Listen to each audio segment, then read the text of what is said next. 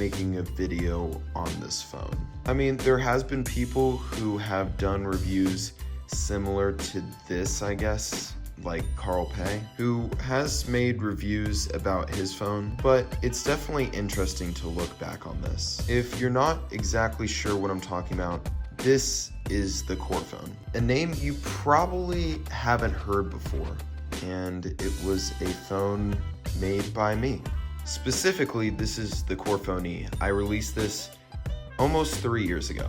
So I thought it would be interesting to sort of take a look back on this phone. And now that it's 3 years old, how does this even hold up, and what do I even think of my own phone? Well, one of the first things you're definitely going to notice is that there's no camera at the top.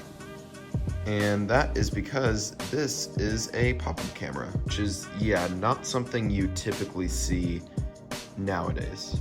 But honestly, I don't even understand why they don't have that anymore. Because one of my favorite things about this phone that I made is the pop-up camera.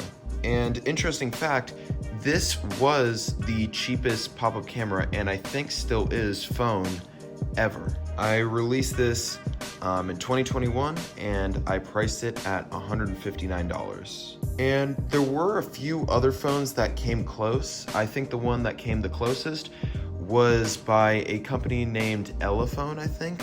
It was called the Elephone PX, and I think that may have had a price tag of $199 or $209 or something like that.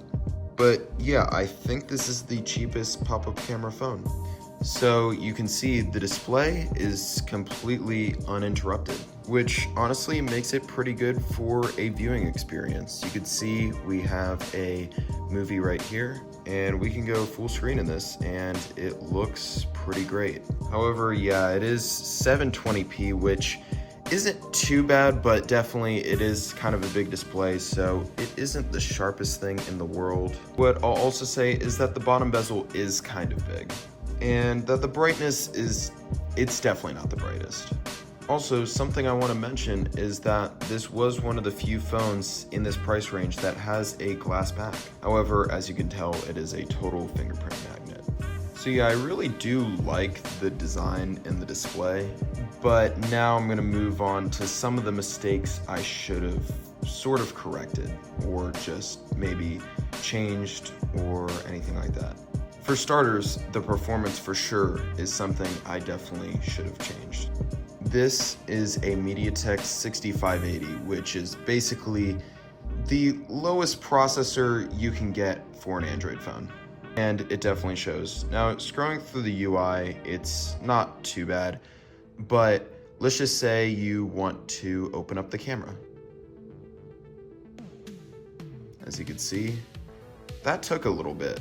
Also, the settings. Try to open up that. You can see there's sort of a delay. And you can see how long it's taking. Like, I'm talking over this, and it's taking a while for sure. Like, this is taking a pretty long time. Actually, this is taking really, really long.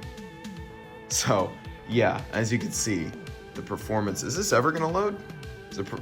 I don't even know what's happening.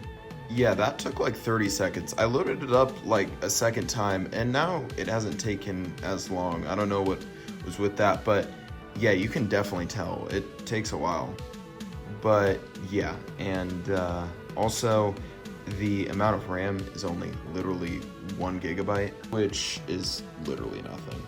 Another thing I maybe should have changed is definitely the camera quality.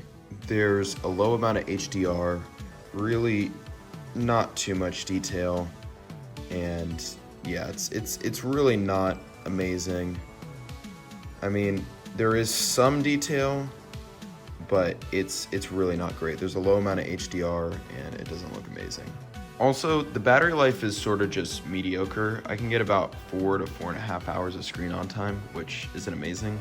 So in terms of a verdict, I think I did sort of learn a lot from this. I communicated with suppliers, and I kind of found out how a phone was made. So that was definitely a fun and interesting sort of project. And I do like sort of holding the record for definitely the cheapest pop-up camera phone. But I made a few too many sacrifices, so this phone did not do great in terms of with sales or anything like that. But either way, I kind of want to just give a brief look at this phone and just show you guys how this is holding up 3 years later. Anyways guys, thank you so much for watching. Hopefully you enjoyed this video. Stay tuned for the next one, and peace out.